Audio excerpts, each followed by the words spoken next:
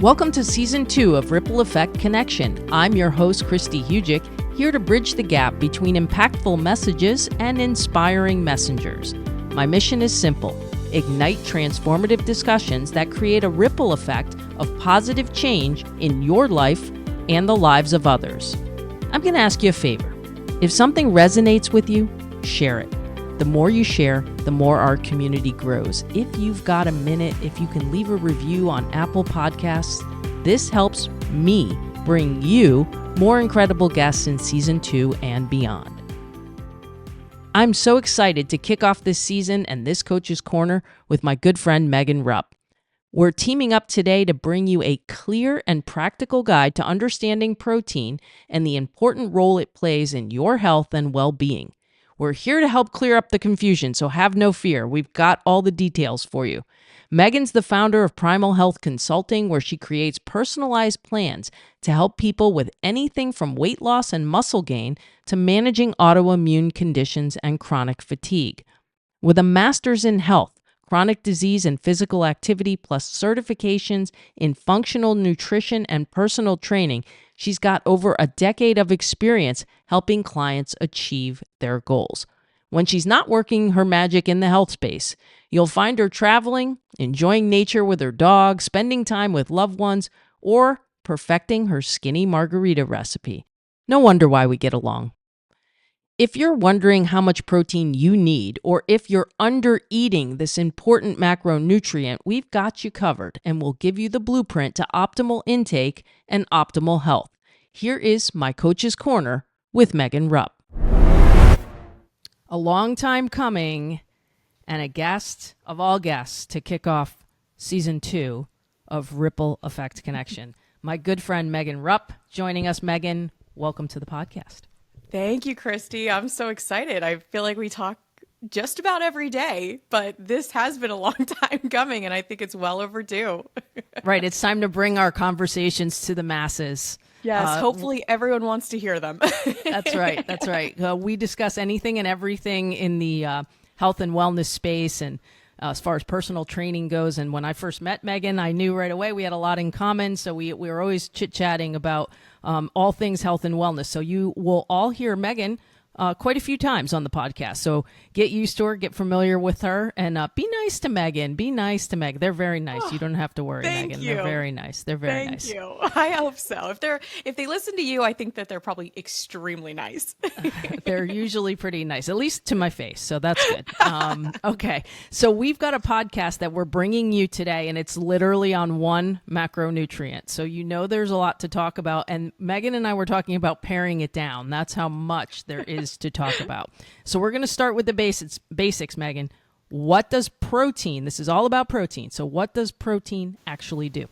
Yeah, well, that's a great question because you and I talk about this, how a lot of times people will think protein is the workout macronutrient. You know, it's just for people who are working out and lifting heavy weights and bodybuilding. And that's not the cut and dry of it. It is tissue repair, it's muscular growth, it's immune system support, it's hormone synthesis for women, which is huge. And I know we're going to get into that. It is the building block of everything in the body that we need to basically live, sustain, and heal. I mean, did I miss anything? No, I mean, it's simple, right? I think Gabrielle Lyon has a quote that I love that I think pares it down, but shows you how much of an impact it has on everything. It's the body requires protein for everything you see and everything you don't see. Yep. So that's pretty much everything. And that's why we're digging into it, because I think that we do think there's a lot of myths out there and a lot of misconceptions. And one of the misconceptions starts with the recommended daily allowance, the good old RDA recommendations, which tend to not always be the greatest. So they're recommending multiplying your weight in pounds times 0.36 grams, and that will give you a number that'll allow you to survive. But we want to thrive. Not die. Yeah, right. It's basically how you will not die. What's more ideal in your mind? Oh, goodness. Well, I remember doing this equation back in graduate school over a decade ago and being like, there's something wrong here. This can't be enough for us to sustain. And I really like to say it's more so than that. It's not an accurate guideline. Like you said, it is the bare minimum to survive. And when they were making up RDAs for different nutrients, vitamins, minerals, macronutrients, it literally is like what it takes to not succumb to illness and pass away. So it's just not a good window. I prefer actually to even say that it might even be better to have a gram per pound of ideal body weight. And you could go upwards and downwards depending on how active you are or if you're healing, but that's usually a pretty good baseline right there. But how do you feel about protein? Because I know most of us are under eating traumatically with protein.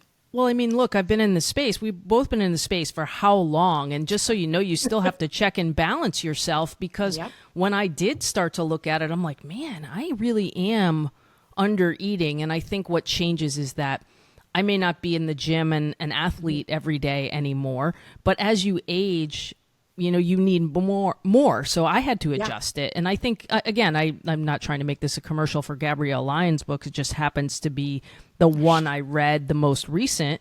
She's saying 0.54 to 0.82 grams per pound of, like you said, ideal body weight. So ideal body weight is if you're underweight or overweight, you're calculating again, what is the ideal body weight so that you're eating the proper amount based on what you want to achieve.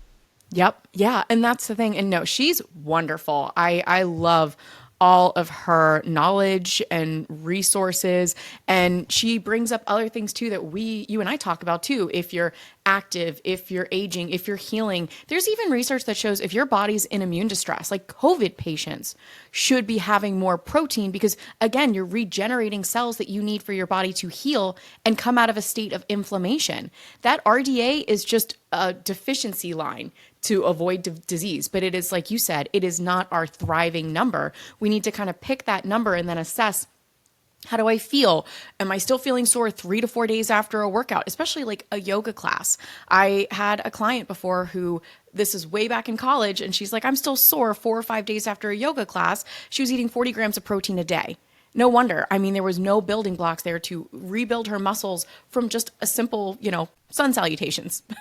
Yeah. And I mean, and that's the thing. And that's how I was feeling too. It was like, all of a sudden I'm not recovering properly. All of a sudden I'm still exercising almost at the higher levels, but not getting the results and having to add amino acids in, which we'll talk about in a little bit, having to add creatine in as I get older. All things, by the way, we'll get into also associated with the myth that all of this is only for bodybuilders and those trying to build big muscles. We'll get into that later because I know I can get on a tangent with that real quick. But like, it's my favorite tangent, though. It is. I mean, we have a lot of rabbit holes, all of us, but they're good rabbit holes, people. You'll get information from them, and we will also link any studies that we have pertaining to our information here. So I don't want everyone to feel like they need to be writing all this down and know all that because we will link studies. We just mentioned it's not a one size fits all. So we can touch a little bit on like pregnant. You said COVID patient. What if patients are pregnant or people are athletes? Like what are some of the things they have to do to tweak that protein intake? Yeah. And here's the thing. Let's start with pregnancy. You are literally growing another human. And that's, again, not just building blocks for yourself and growing yourself, but growing another human inside of you and growing their organs, their hormones, their thyroid levels, their blood. Like there is so much. You're growing a placenta. And most women, the most recent study showed about 60 to 70% of pregnant women are nutrient deficiencies, like nutrient deficiencies, not just vitamins and minerals, but you've got to think that protein is a nutrient deficiency as well. So we have to think, what is the long-term repercussions of a pregnant woman not getting enough protein? And then you take these athletes, and I've worked with some amazing professional and D1 athletes who are incredibly gifted. They challenge themselves at the gym, and you've seen this too, but they are just not taking in the amount of protein they need to heal their muscles. And then they're wondering why they're consistently getting hurt. And then they're starting that vicious cycle of, I'm hurt. I have to sit out practice. I come back to practice. I have to work really, really, really hard. And then I don't eat enough to heal that muscle, and then all of a sudden I'm hurt again. And again, it's not just muscles, but the bones, the ligaments, all those lovely things that you and I have talked about with injuries and injury prevention. Yeah, and I think if we're trying to give them a guideline of the average person, we're saying, I guess the range maybe 81 to 123 grams of protein, but I find there's very few people that really thrive with under 100 grams. Is that what you would say? 100%, 100%. I would say there is not a single client that I have had in the past 5 years that I would recommend going below 100 grams. Now, we could always take into matter of fact, like God forbid, kidney disease or something where they can't break down the protein, but we're probably still pretty close to that number and we're doctor monitored. But I would say there's not a single person I know that I'm recommending less than 100 grams of protein. I would emphatically agree with that, especially if they have healing goals, muscle building goals, or especially weight loss goals, because protein also helps to moderate your appetite throughout the day as well. And again, hormone and thyroid function relies on that protein. So all of those things we just mentioned, healing, growing muscles, losing body fat, sports performance, all of those rely on those things. Let's give them some simple, so there might be some people that are fairly new to this and fairly new to counting protein. How do I even know how much protein I'm taking in? So let's give them some simple ways about how to measure the amount of protein they are getting in and give them some ideas for that. Yeah. And I love this because you and I have talked about this too, because we are measuring grams of protein. So we're not measuring grams as in how much grams of weight that is, but how many grams that 5 ounces of chicken breast contain of protein. And, normally we can say let's say we want 30 grams of protein per meal. And I would say that's pretty standard for a female minimum. Because again, if we want 100 grams in a day, they're eating 3 meals. I want at least 30 grams of protein in that meal. I'm telling them at least 5 to 6 ounces of beef, bison, lamb, chicken, sardines, mackerel, shrimp. If you're not getting at least 5 ounces of cooked weight of that protein, you're probably below 30 grams of protein. I mean, would you agree? That sounds like at least a little bit of an easier method to start. And then, like you said, we could always adjust accordingly based on how someone's feeling and their activity levels as well. Yeah, and I think one of the sneaky surprising ones is eggs. Because people think they have a lot of protein, but you have to eat a lot of eggs. You're going to have to eat 5 to 6 eggs to get that 30 grams in a sitting. Yes. I love that example because my mother is a very active woman. She does Peloton. She does 6-mile hikes in a day. She is incredible. And every time I see her post-workout, I'm like, hey, what are you eating? Where's your protein? And she's like, oh, I got my sourdough bread. I've got my avocado and I've got my one single little lonely egg. And I'm like, great. And she kind of calls me the Rain Man of protein because I'm like, do. Okay, you have about approximately 8 grams of protein in that entire meal, including the sourdough bread. And she's like, how do you know this? And I'm like, because this is everything to your body. You just hiked 6 miles, if anyone's outside of Philadelphia, through Valley Forge Park, and then you come home and you eat 200 calories and 8 grams of protein. Not enough to even sustain my toddler, my 20-month-old son. And one I love to just sneak in there too, that's a sneaky source of protein, that is green peas. Because, I mean, be honest with you, the green peas, that's about per 100 grams or 2/3 of a cup. It's 5.4 grams of protein. That's actually close to an egg. Yeah. So the egg is diminished if we're comparing the vegetable content of the protein content of vegetables, because you and I are going to talk about this, and there is protein in vegetables, but it's not the ideal source. So if we're saying the egg and the peas are a little bit on the same level, then we've got an issue with the eggs. You got to add something. You got to add something to that meal with the eggs. And sometimes I tell clients, the eggs are such good sources of B vitamins, choline, biotin, all of these things, again, for hormone synthesis and recovery. But 2 eggs is going to equal 16 grams of protein. You better be adding some egg whites to those too. Keep the yolks because they're so nutrient dense, or have a side of, turkey sausage, turkey bacon, usually like nice, healthy, not the crappy kind you find in fast food stores, but add to that meal. Yeah, for sure. And so what's your favorite? give them some other ideas of some of your favorite, packs of protein punch in a meal, types of foods. Okay, my two go-tos, especially because if I'm crunched on time, I'm going for either grass-fed ground meat or grass-fed Force of Nature, the organ meat blend, because there's grass-fed beef or bison. Bison's a little bit leaner, and then it's got the organ meats for the nutrient density and for the protein absorption. And I'm doing at least cooked. I get my little scale out because I still measure it, about 6 to 7 ounces of ground meat. And I can go on top of a salad or a stir fry with lots of cooked veggies. Or my other go to, which packs at least 35 to 36 grams of protein in a meal, is I will get a can of wild caught salmon, normally from like Costco, BJ's, Walmart. I will crank that open, mix it with a quarter cup of almond flour, 1 to 2 eggs, which just adds more healthy fat and more protein. And I make little like salmon patties and I cook them in ghee. I sear them a couple minutes and I've got salmon, eggs, almond flour, and that salmon and the eggs together. That's got your healthy fats and at least 35 to 36 grams of protein in that serving. Might even be a little bit more with that added egg. And now I'm hungry. I knew that was going to happen also. I knew that was We going to always talk happen. about food. We're always talking about food. We get on here, we talk about our go-tos, and I'm thinking about the can of a can of tuna, a can of wild-caught sardines. I think Yes. the can of tuna, when I looked at it, I have Wild Planet can of tuna is 43 grams Yeah. of protein. Yeah. Yeah, and that's the thing. It's incredible. And you mix that with a little mashed avocado or Chosen Foods mayo or something like that. You've got your healthy fat, you've got your protein, pair it with some fruit. It's easy. People make this stuff so complicated, and I just want to shake my friends and family and be like, no, this could be easy, or as easy as it can get, I guess. Yes, for sure. And we're going to get into some of that and what to do if you're under eating your protein and kind of what things you can do if you're not getting enough through food. We're going to get into that. But let's also talk about this myth that, again, I feel like it's been applicable to myself, that you need less protein as you age. Why is it important to dispel that myth? Yeah, this is a wonderful topic. And I have worked with older populations before, and there's a lot of newer discussion going on now. And there is always more research needed. We know that. But we absolutely need to eat more protein as we age.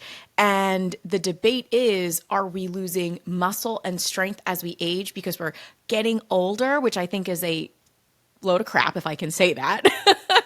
Or is it actually because of the decreased demand? The age that most people retire is also the age that muscle normally diminishes within the body. So now scientists are diving deeper on, well, maybe it's the fact that when we retire, we don't move as much. We're not having structured meals in group settings. So we're losing out on protein and demand. So it's not the age that's causing this decline. It's the lack of the building blocks and the demand on the muscles. So they're doing more and more research where if they turn the tables and start adding more protein to these populations, well, suddenly they're not losing muscle anymore. They're maintaining and even building when the demand is there. So I think this is a load of crap. And I love to talk about this topic and just turn people's lives upside down because, again, then not only are they staying stronger and happier and more fit, but they're also staying happier and their hormones are regulating and their thyroid is regulating and they're able to do all these great things.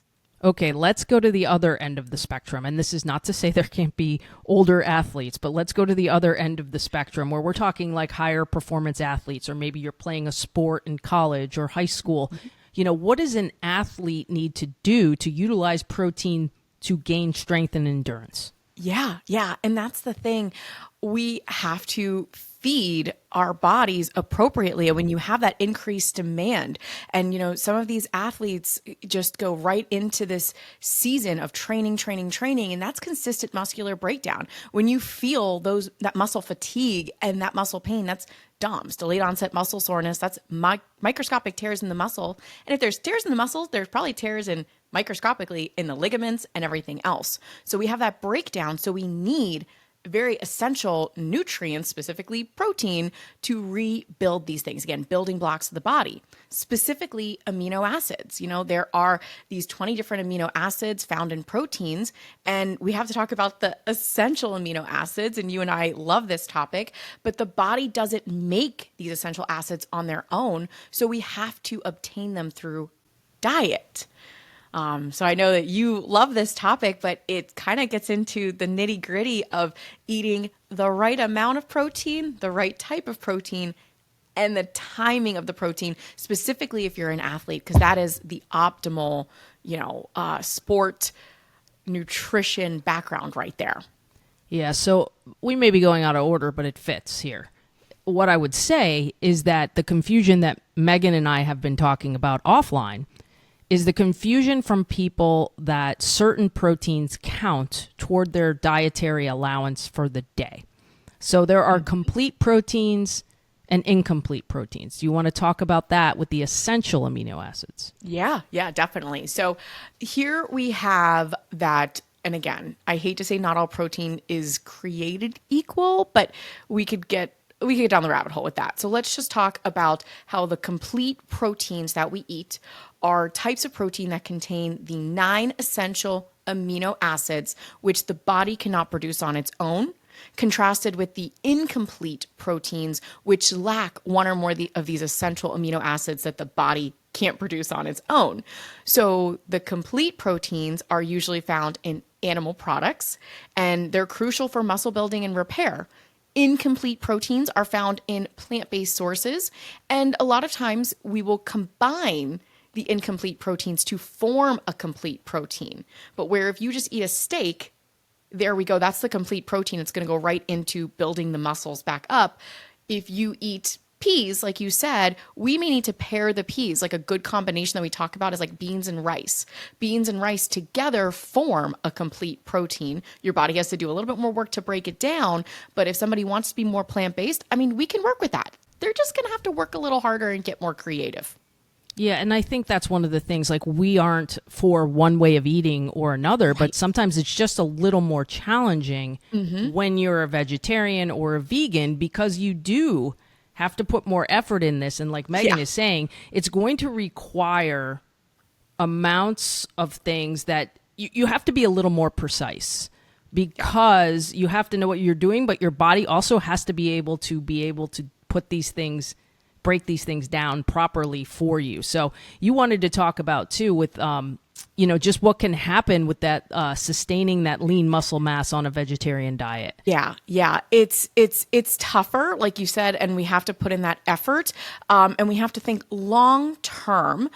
Sometimes these vegetables, and these plant-based products, they are a little bit harder on the GI system. And that varies by person. You and I talk all the time about bio-individuality. So some clients can go and be plant-based and be perfectly fine. Some, there's buildups of things in plant-based foods called lectins and oxalates. And if we don't properly break those down, if there's gut dysbiosis or down the rabbit hole, toxin exposure, you may be more sensitive to these lectins and oxalates, which can eventually lead to inflammation within the body, joint pain, and then a lot of gastric upset. So that's why some people can eat the beans and rice, and great, that builds their muscles up and they are more plant-based. And then you have someone who eats beans and rice and they are down for the count in the bathroom, which if you're an athlete, not really the best outcome when you got to be on the field pretty soon.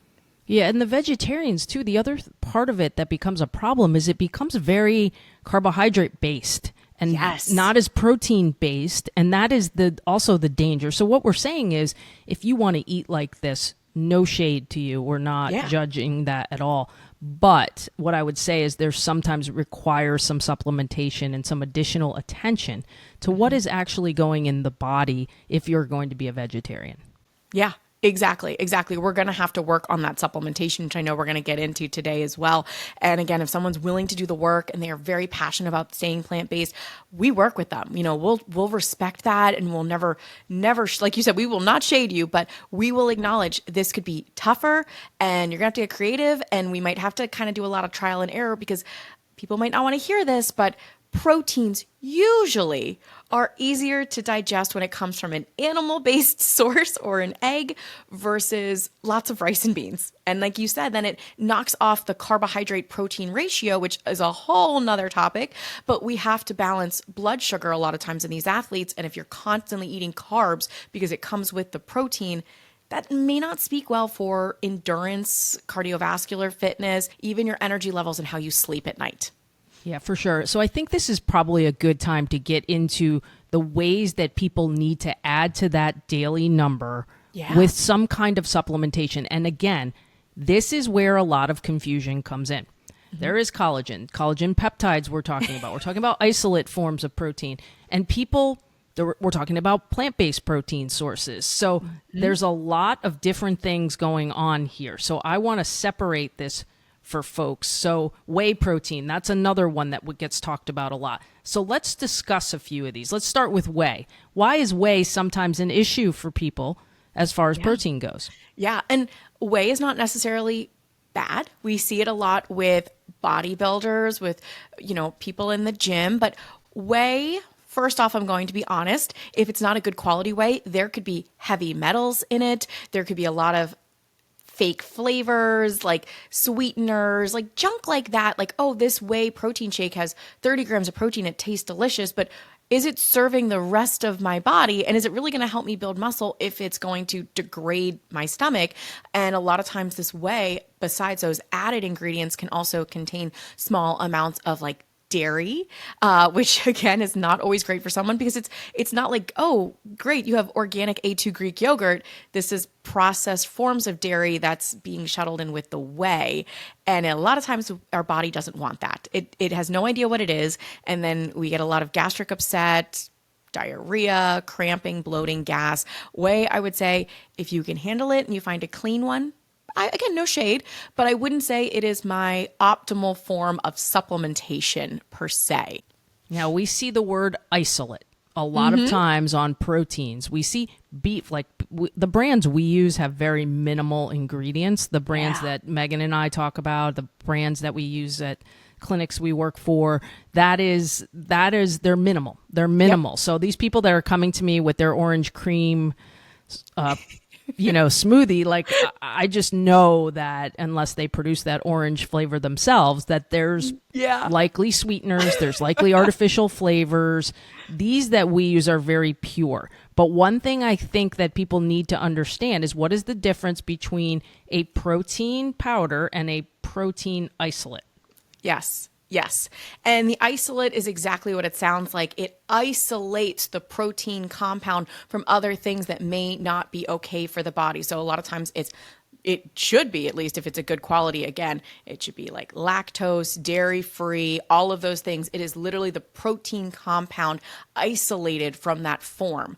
And you and I have seen it where it comes from, bone broth, where it comes from straight animal protein. And these are ideal because you're basically, this sounds gross, but you're taking that steak or those organ meats and you're drying it up and it isolates it and it takes the protein compound and it goes right into the muscle. And I would say if I had to pick one, I'm always going to pick real food, but I got to be realistic here. I would probably pick an isolate if I had to pick any of these for muscular building, adding protein into a diet throughout the day. But I know you and I go back and forth. We've got our favorite brands. Tell me, what's your go-to, Christy? Oh, well, I've got a new go-to, but I've got a couple. I mean, I love the Equip protein powder. Yes. It's the unflavored. The flavor just has some things that I don't think they're bad. There's some things I'm not willing to necessarily wiggle on or don't want to. I'd rather add my own kind of flavorings and things like that. Yeah. But this new one from Ancestral. Oh, yes. This vanilla, because it has organ meats in it, electrolytes, and it's sweetened with monk fruit. Yep. I love that. And so I think, too, there's this myth out there that if people see isolate on there, well, I shouldn't have that because it's more processed. But it's more processed for your benefit. Yes. I love it. Preach. Right. So it's like, well, that's such a processed form. I heard someone said this to me on social media. They said that's such a processed form because it's an isolate. Well, yeah, it's processed for your benefit so that you're only getting what you need and the things what that you can digest. Exactly. So I just want to, and it's so confusing, and we totally get that. Like, we are always constantly studying these things and looking at these things. So I always say, let us do some of the work for you. So Absolutely. we hope this is a protein guide for you. Yes. Let's talk about the next one, Megan. That's big. Collagen and collagen peptides. It is the rage of all. Let me tell you. Yeah, that's a big one. I have a very a past client, dear friend, who works in dermatology and skin. And if someone comes to me and they want to improve their hair, skin, their nails, great. Let's bring in that collagen, especially if you don't have time to sit down to a nice cup of bone broth. If someone tells me they want to get lean, they want to increase their protein, help their hormone, their thyroid, their, weight loss and their cravings, the collagen's just not it. It's not a complete protein. And there's even some research that shows it's not even absorbed that well when it's in a collagen powder form.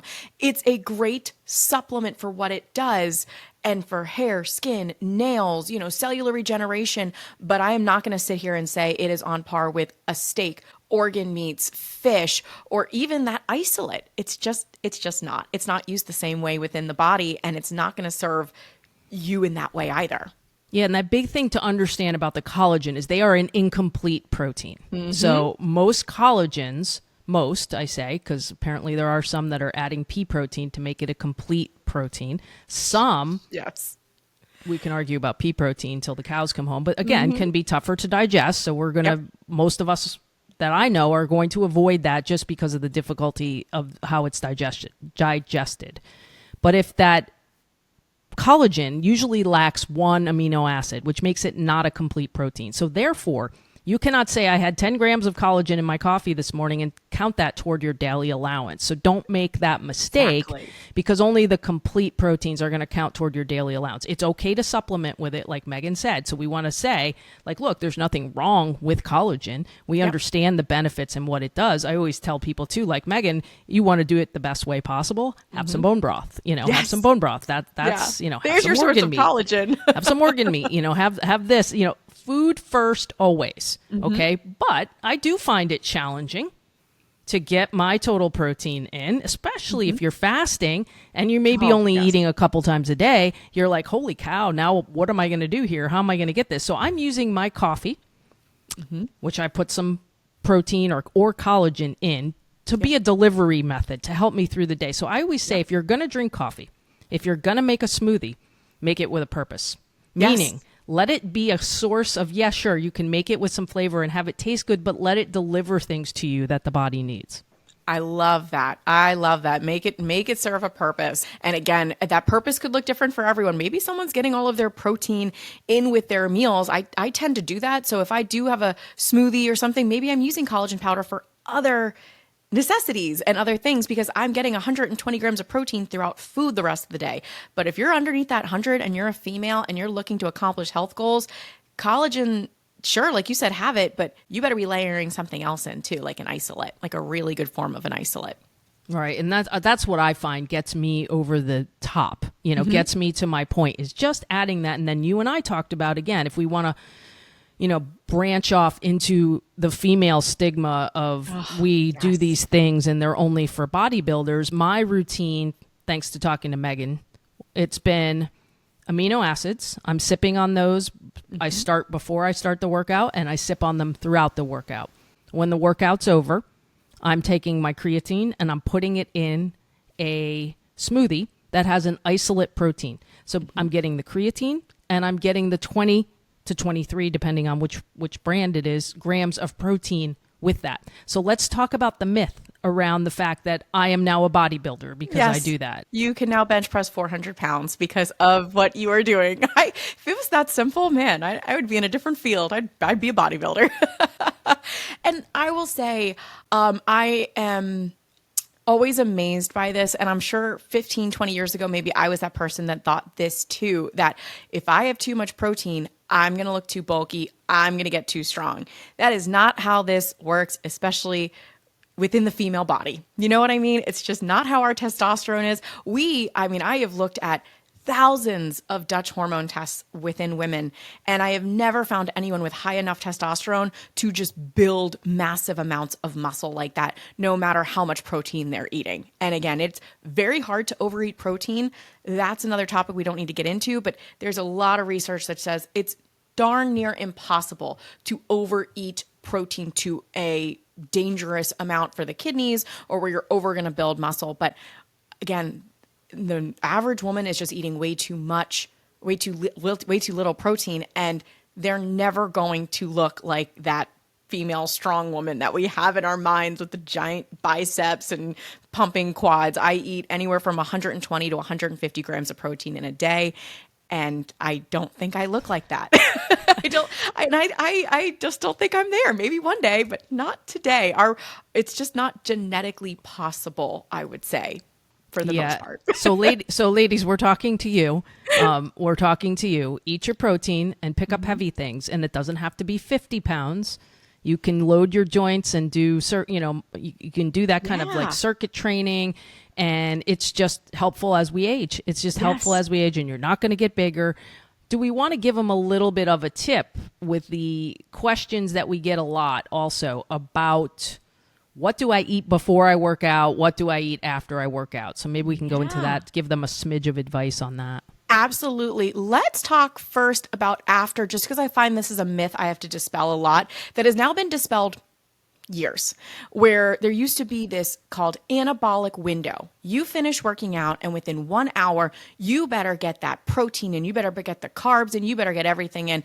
And I'll be honest, now that they find it is not the 1 hour window, it's more like a 3, 4, 5 hour window. So you actually have more time than you thought. Of course, the capacity to absorb and utilize that protein does gradually drift down, but as long as you're eating within a couple hours of working out, you're good. And again, kind of like what I said, protein source, complete protein preferably, or else you're going to have to mix and match if you're plant-based. And then I do like to have a little bit of a carbohydrate source. One of my favorite post-workout meals is usually ground beef and a sweet potato. I am simple. I'm to the point. I've made it ahead of time. We've got the sweet potato. That is a root vegetable that has good quality carbohydrates, and then the ground beef, which has all of the amino acids, B vitamins, iron, all of the things as I need as a female. But I also tell my male clients this too. It's a great post-workout meal. At least that's my go-to if I have time to sit down and eat. Before we get into the pre, what's your go-to post? Well, the go-to post, it depends on the time of day. And I'm trying to squeeze it in with a bunch of protocols. As I told you, Megan and I were discussing, it's like, I don't know when to eat this stuff. I don't know when to do my... You're on a regimen. Right. I got a regimen going. So I might not be the best example in this, but I do find that so that I can get that in, I do like to eat my dinner first usually, and then have a smoothie on the back end of it because I don't want to ruin my appetite for eating real food. Yeah. So I want to eat my real food and not be full. And then what I do is I put the protein with the creatine in a smoothie. It's not robust where I have a ton of stuff in it because I've just eaten my dinner. I'm just basically wanting that protein, the creatine. Maybe I throw a smidge of blueberries or something in it to get a fruit in there. And then that's kind of been my go-to. And then as it gets closer to fall, I will start to make these little pumpkin smoothies with zero sugar. Zero sugar. It's possible to have a pumpkin treat and not have a bunch of sugar in it. It's all with seasonings and real pumpkin, so it's possible. So maybe I share my protein recipe, my pumpkin protein shake. I need this because the people closest to me, including my own boyfriend, call me a wolf because I don't eat any. I basically am like a meat and vegetables kind of girl. Like I pick out my meat, complete protein, and then I put vegetables or fruit with it. Like even pre-workout, I'm sometimes doing fasted, but I'm not looking to build. I'm looking to maintain. So sometimes I do a fasted workout, but it's first thing in the morning. I've had my electrolytes, maybe a shot of organic espresso. But if I'm looking to build, I like your idea of eating beforehand. It's usually berries and honey and maybe like an egg with a little bit of egg whites. Like again, I'm so boring. I need your like smoothies to like spice up my life. And when I'm saying that though, I'm saying I work out, then I eat dinner. Yeah. Then I have a smoothie. So you're layering. You're layering. Yeah. I'm still not. There used to be a time when I said there's no way I can work out in a fasted state. I have now dismissed that because your body will adjust. That's what your body will adjust, especially if you're eating enough every day. If you're constantly in a caloric restriction every day, that might not work. But you and we talk about how we fuel our bodies every single day, so we can do a fasted workout without being in this catabolic state where our muscles are in a constant state of breakdown. Yeah, and I don't know how you feel about it, but I feel like the pre-workout is very bio-individual also because I think you have to judge how you feel. But like I said, sometimes there's a few days of, like, if you're like, hey, I'd like to try some fasting, but I work out in the morning, it's going to take days to adjust, a few days to adjust to that, but you will adjust. So I think I go with like, what are you doing? Are you going on a 50-mile bike ride? You may need to eat something before that, during that, right? It depends on what you're doing. So what is your general pre-workout advice? Oh, this is a great one. Well, if you are going fasted into a workout, I will always say electrolytes, because if you're fasted, if you do any type of carb cycling, low carb, your body just dumps electrolytes out. And that's, okay, as long as you're replenishing them. So if a client is telling me they are exhausted going into a workout and they're able to be in a fasted state normally, my first go-to is, have you had any electrolytes, or did you just drink, again, 2 shots of espresso and run out the door? Because that's not going to be great for your cortisol or your blood sugar. And if they've kind of checked all the other boxes where, hey, it's a longer workout, it's more than a 40-minute lifting session, I'm in a fed state normally, my blood sugar's balanced, I've had my electrolytes, then again, that's when I'm saying, you know what, you might need to fill up those glycogen stores, meaning we got to get some carbs in you before a workout, especially if you're looking to build muscle, or again, it's that athlete that's trying to top the charts on something. You're going to need a little bit more gas in the tank than you and I, who does a fasted workout. Not saying we're not athletes, but we're not breaking any records today. Right. Not the same. So I think it is very individual, and it's very much based on what exactly you're doing and how you're fueling your body around that, not just in that moment, but fueling your body around that. Did we hit it all? I think we did. I feel like I could talk about this all day, but I feel like we got a lot in there. Just know that we could do an entire podcast on amino acids alone. We really could. We really could. I'm pretty sure we could turn this podcast on in the morning and still be talking at 9:00 at night. That's true. All right. Last thing then is, let's let people know how to connect with you. Yeah. Well, you can follow me on Instagram. My handle is Megan Primal Health. You can also visit my website. I'm currently opening up my books and taking some one-on-one, both remote and in person. If someone's near the Philadelphia area, I love to meet in person, but I also do the majority of my work remote, and you can find me at primalhealthconsulting.com. And I'd love to touch base with anybody. Whatever your health goals are, weight loss, muscle gain, autoimmune, gut issues, hormone levels, I'm there to talk. We love this stuff, and I'm passionate. And it's not see you later. It's until we meet again, because Megan will be back, everyone. So thanks for joining us, Megan. That's a wrap for this episode of Ripple Effect Connection. We hope we provided some guidance on how important your daily protein intake is to every function in the human body. Challenge yourself and take a look at what that daily intake number is, and see if you can increase to optimal levels. We will, of course, continue this conversation on social media channels, so feel free to connect with Megan or myself. We'd love to hear what resonated with you. On Instagram, you can find me at Whole Health Christy. You can also get the full show notes for this and all episodes of my podcast on my website, christyhugic.com/podcast. Next, spread the inspiration. Like, follow, leave a review, and share this podcast with others who may benefit from these stories. Stay tuned for the next episode of Ripple Effect Connection. Let's create waves of change together.